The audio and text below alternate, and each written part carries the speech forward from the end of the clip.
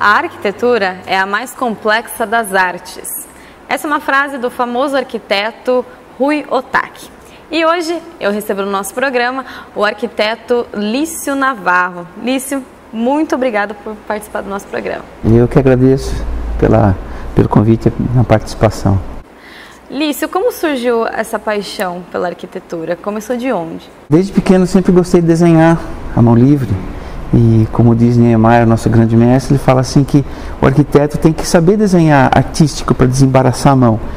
Não que eu tivesse conhecimento de Niemeyer antes, né? Mas desde pequeno eu gostava muito de desenhar. E eu ia para outra carreira, eu ia fazer engenharia. Mas ainda bem que uns 6 meses antes de fazer o vestibular, eu optei por arquitetura e me arrependo um instante sequer de ter feito isso. Ainda bem que eu fiz isso. Me dei muito bem e prefiro dessa forma do que de qualquer outra forma que eu tenha pensado anteriormente. E como toda arte, vem de uma inspiração, né? Os seus projetos, você se inspira de onde? Thomas Edison diz o seguinte, é 1% de inspiração e 99% de sudação. Né? Porque a inspiração pode ser através de diversas formas. A gente não precisa de uma coisa que nos inspire assim do nada. A gente pode ter um motivo para ter inspiração, né? E é claro que isso é um exercício. Ao longo do tempo você consegue buscar inspiração, mesmo quando você acha que não vai ter, você fica em cima daquele trabalho um tempo, a inspiração aparece. Às vezes até de madrugada, né?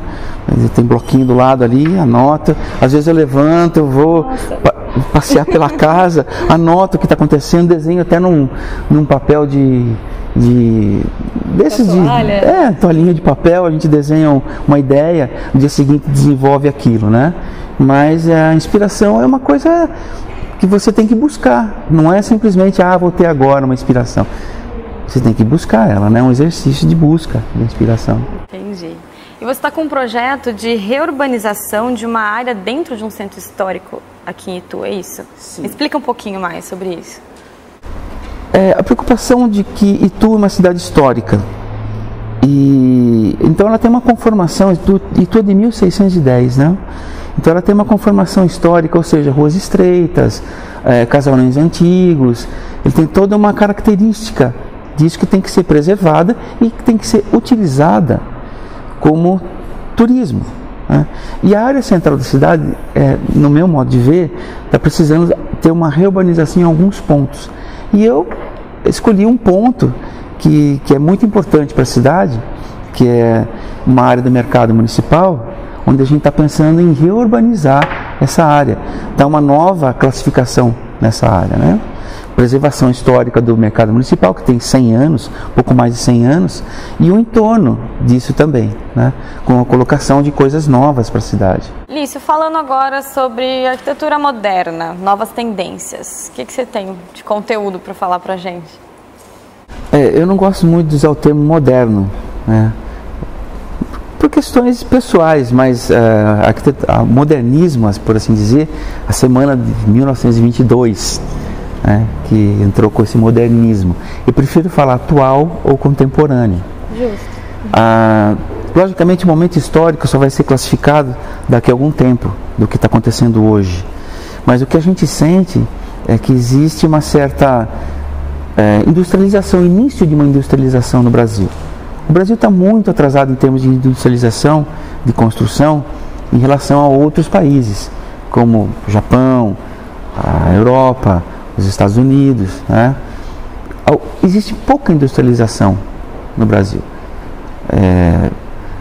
A armação da ferragem pode vir pronta, existem um maquinário para perfuração de solo, não é mais manual, mas é muito pouco em relação ao que a gente pode fazer para acelerar o processo. A industrialização pode trazer obra limpa, obra mais limpa, mais rápida, mais econômica, né? Mas no Brasil ainda é tijolo por tijolo, um desenho lógico, né? Uma coisa manufaturada. A grande maioria ainda é manufaturada. Então a gente vê algumas poucas coisas sendo industrializadas, né? E que dá uma característica diferente na arquitetura. É uma coisa óbvia, né? A utilização do aço também está começando a ganhar mais proporção. Existe, mas é muito pouco em relação àquilo que a gente pode aproveitar do aço. Apesar do Brasil ser um dos maiores países, um dos que mais entende de concreto armado do mundo, nossos engenheiros são convidados para ir em todos os lugares do planeta para fazer cálculos estruturais, barragens e outras coisas também, né? Mas é um momento da gente diversificar um pouco isso tudo, né? Então existem algumas coisas dentro da construção que são industrializadas, sim. O drywall entrou há pouco tempo, né, substituindo os painéis de parede, e assim vai. Os móveis planejados é uma industrialização, né? Mas é muito pouco em relação àquilo que a gente pode ter, e tudo isso cria uma característica nova na arquitetura, né? Diferente. Sim.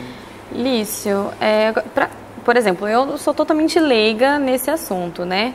Quais são as etapas de construção? Surge a ideia e depois? Ok. O princípio é procurar um bom profissional que te oriente, né? Eu como profissional da área não posso ser diferente, não posso falar outra coisa para você, mas é um bom profissional que te oriente em todas as etapas da obra, né? A partir do momento que você tem um bom profissional, você vai passar para ele o teu sonho. O profissional é aquele que constrói sonhos, é uma coisa interessante isso na arquitetura, né? Ou mesmo na engenharia. A engenharia e a arquitetura, para mim, são duas coisas que se complementam, né? Eu adoro engenheiros. Que bom que eles existem, né? E trabalhei sempre em conjuntos com o engenheiro, né? Então, a partir do momento que você tem um bom profissional e fala para ele os teus sonhos, para tornar aquilo uma realidade, existe a determinante do terreno, topografia, insolação, ventilação, né? Conformação do terreno, né? As metragens do terreno e o que pode ser feito. Existem coisas que eu aprendi desde o começo, que é assim, o que eu quero fazer e o que eu posso fazer. O bom profissional é aquele que diz para você o que você pode fazer dentro daquilo que você quer fazer. Às vezes fazer. O cliente tem uma ideia que às vezes não é muito adequada. Ocupar 100% do lote, não pode.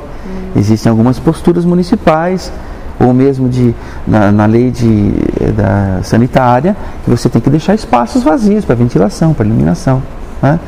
Depois disso, é elaborado um projeto em cima, um anteprojeto, na verdade eu chamo de estudo preliminar, em cima do desejo do cliente. Disso passa a ser o anteprojeto. Qual a diferença? A diferença é que no anteprojeto você define tudo. No estudo você define basicamente espaços, as plantas, os espaços, né? Tamanho de dormitório, tamanho de sala, algumas aberturas. No anteprojeto você define telhado, fachada, né? Como é que vai ser esse muro? Um muro não é apenas um muro. Interessante notar, né? Um muro pode ter outras coisas, alguns elementos que não são uma única parede. E vai por aí. Aí entra a arquitetura efetivamente. Até chegar na arquitetura de interiores. Pisos, janelas, cores, forro de gesso, né? Luminárias. Aí você chegou em arquitetura de interiores. E além disso, o arquiteto não entra muito nessa etapa que eu vou falar agora, decoração. Pode entrar, mas é mais uma outra faixa de mercado de profissional que vai atuar mais nessa área. E eu chego até a arquitetura de interiores, né? Qual a diferença? A arquitetura de interiores define pisos, define luminárias, iluminação, iluminotécnica, que a gente chama o light design, né? A decoração é um vaso aqui, um quadro ali, cortina assim, isso é decoração, né? Que também valoriza o ambiente, uma coisa óbvia, e tem que entrar em consonância com a arquitetura.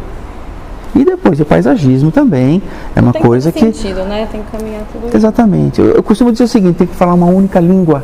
Sim. Todo esse contexto. Boa expressão. Uma única linguagem, né? Do portão até chegar ao muro do fundo, tem que falar uma língua só.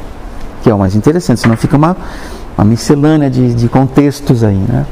E para a gente terminar nossa entrevista, como você lida com as novas tecnologias e ao mesmo tempo com a sustentabilidade? Porque hoje em dia, vamos dizer, o tempo está maluco. Como é hoje em dia? De uma certa forma é assim, a natureza pede socorro, né? Precisamos preservar o que nós temos. Até hoje o ser humano parece que não entendeu muito bem essa questão.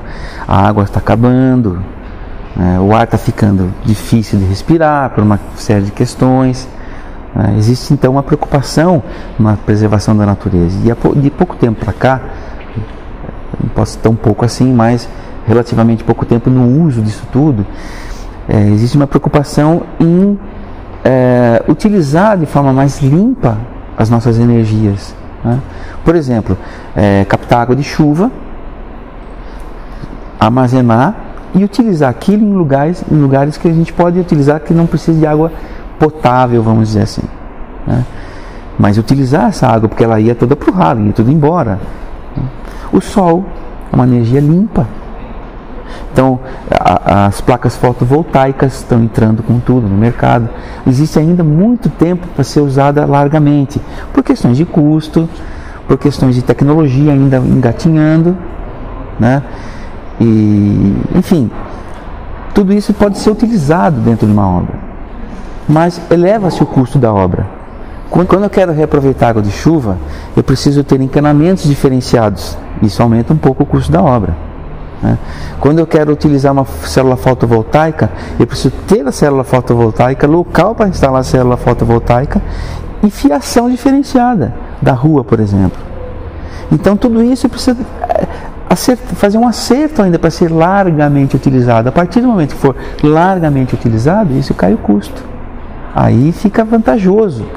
Mas nada impede da gente, em alguns momentos, a gente começar a colocar isso nas obras, principalmente a água. A água surgiu, a gente nunca tinha sentido isso aqui, principalmente no Sudeste, que tá faltando água. É estranho, e aí? E agora? Agora eu vou economizar? Então tá. Então o meu banho vai ser menor,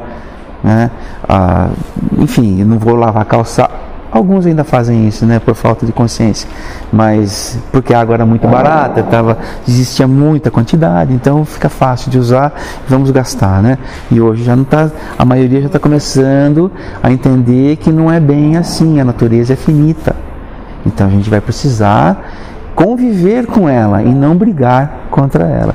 E a obra, a construção ou a arquitetura tem que entrar nesse ritmo, É a primeira a dizer, olha, vamos fazer assim, vamos fazer assado, para a gente poder ter por mais tempo isso tudo aqui, que nós vamos deixar o planeta para alguém. Nós recebemos de alguém e estamos passando para alguém. Nós somos muito pouco aqui, Nós somos muito finitos. Vou tornar a dizer de Niemeyer. Niemeyer dizia assim, a vida é um sopro.